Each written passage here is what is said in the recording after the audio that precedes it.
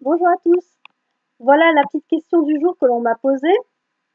Il s'agissait de savoir, en tout cas la personne dit, voilà, j'ai entendu dire que tirer les cartes ouvrait les portes à de mauvais esprits ou même à des démons. Est-ce que cela est vrai? Alors, fondamentalement, je vous aurais dit oui et non. Alors, je m'explique. C'est-à-dire que dans notre milieu, c'est-à-dire dans tout ce qui est de l'ordre de l'ésotérisme, de la divination, de la médiumnité, même de l'énergétique, au niveau des soins, on touche à quelque chose qui est de l'ordre de l'invisible, on touche à quelque chose qui est de l'autre côté.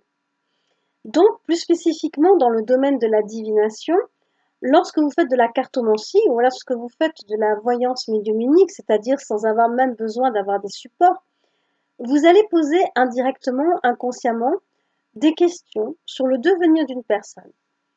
Et la réponse va vous venir d'une source qui peut être fiable ou pas. C'est-à-dire que soit vous êtes avec des guides spirituels qui vont venir vous expliquer la situation de la personne, soit vous êtes également avec certains défunts qui peuvent épauler la personne et la conseiller sur son chemin de vie, ou alors vous pouvez très bien tomber sur des petits plaisantins.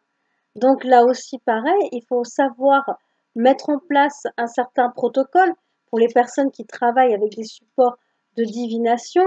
Il faut savoir mettre en place des systèmes de purification avant une séance. Donc il y a quand même une préparation à faire, un conditionnement à avoir pour éviter le risque de faire des mauvaises rencontres avec des présences qui pourraient vous induire en erreur ou qui pourraient profiter de cette porte ouverte justement pour pouvoir comment dire, s'attarder sur le plan terrestre et peut-être avoir cet effet crampon auprès de la personne qui fait de la voyance, de la divination, des soins énergétiques, de la médiumnité, et venir donc au final faire un parasitage. Mais là encore une fois, si on commence à s'inquiéter de ces choses-là et à n'envisager que ces choses un petit peu dommageables avec l'au-delà, avec le monde invisible, j'aurais tendance à dire, c'est pas la peine de s'y mettre.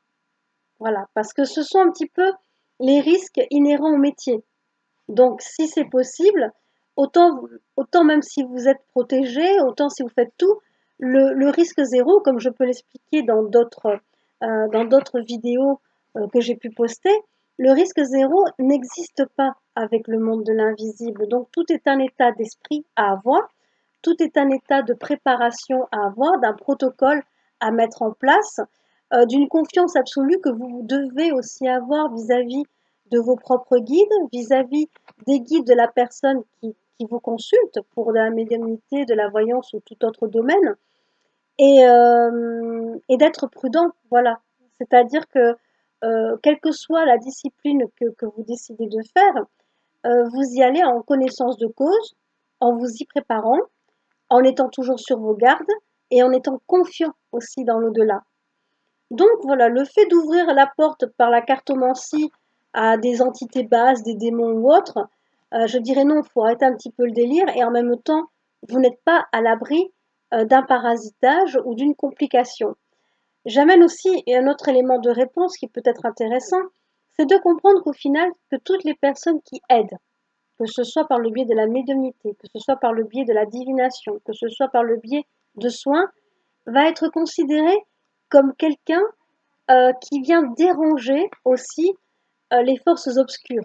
Voilà, du moment que vous faites du bien, du moment que vous épaulez les gens autour de vous, forcément, vous ne faites pas l'affaire de forces beaucoup plus basses qui prennent plaisir à maintenir les gens dans certains blocages, dans un certain pessimisme, dans des états dépressifs, dans la maladie ou autre. Donc, on va essayer aussi de vous mettre des bâtons dans les roues dans votre travail ou dans ce que vous êtes en train de faire. C'est de bonne guerre. Mais voilà, et comme toute chose, comme toute discipline ayant trait avec l'ésotérisme, l'occulte, la divination, l'au-delà, il faut se préparer à ceci, il faut faire attention à comment on fait les choses et surtout il faut comprendre un petit peu quelles sont les règles du jeu de l'autre côté.